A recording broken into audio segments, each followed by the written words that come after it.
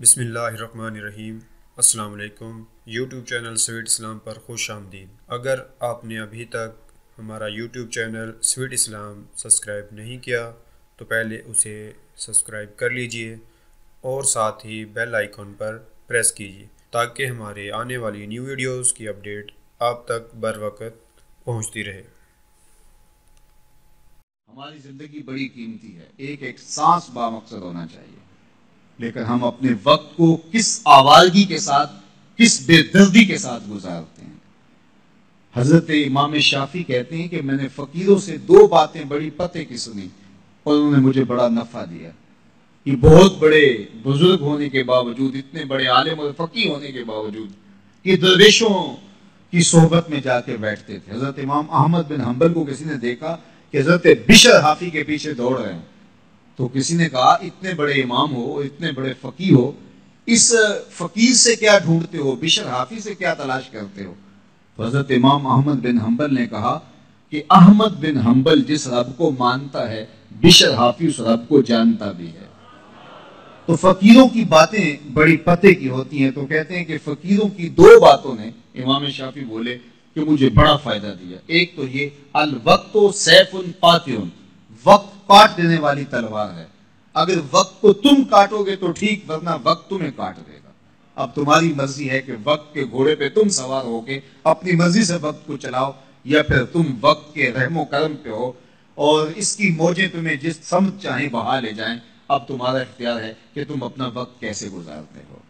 دوسری بات جس نے مجھے بڑا نفع دیا وہ یہ کہ اپنے آپ کو نیکی کے کاموں میں لگا دو، ورنہ نفس تمہیں برائی کے کاموں میں مشغول کر دے گا۔ اپنے ارد گرد تانا بانا ایسا بول لو، اپنے حالات ایسے بنا لو، اپنی دوستی ایسی وضع کر لو کہ تم نیکی کے ماحول میں رہو، ورنہ شیطان برائی کے اندر مبتلا کرنے میں دیر نہیں کرے گا اور نفس تمہیں جو ہے وہ شر میں مبتلا کر دے گا۔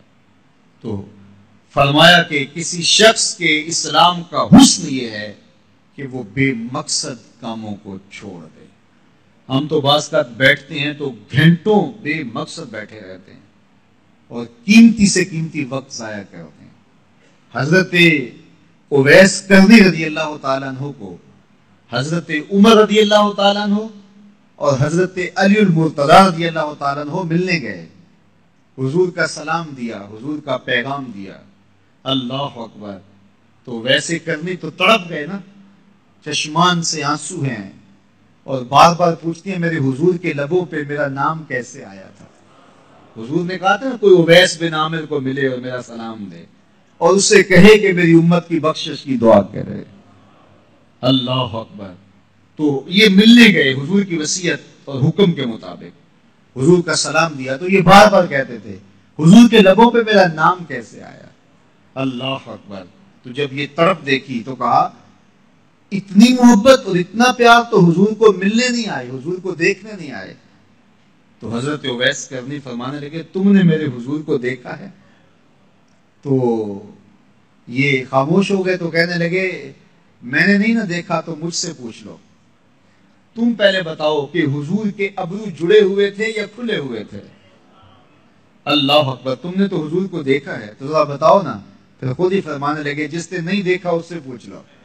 کہا کوئی قریب سے دیکھتا تو کھلے ہوئے نظر آتے، دور سے دیکھتا تو جڑے ہوئے نظر آتے۔ معلوم ہوا کہ حضور کی قربت میں ہی رہے ہیں اگرچہ بظاہر دور رہے ہیں۔ تو یہ اتنے جلیل القدر صحابی ملنے گئے، کچھ دیر باتیں کی، اس کے بعد حضرت اویس کرنی نے ہاتھ بڑھا دیے، کہا اچھا آپ نے بھی آخرت کی تیاری کرنی ہوگی، میں نے بھی کرنی، اچھا حشر کو ملیں گے۔ اللہ اکبر۔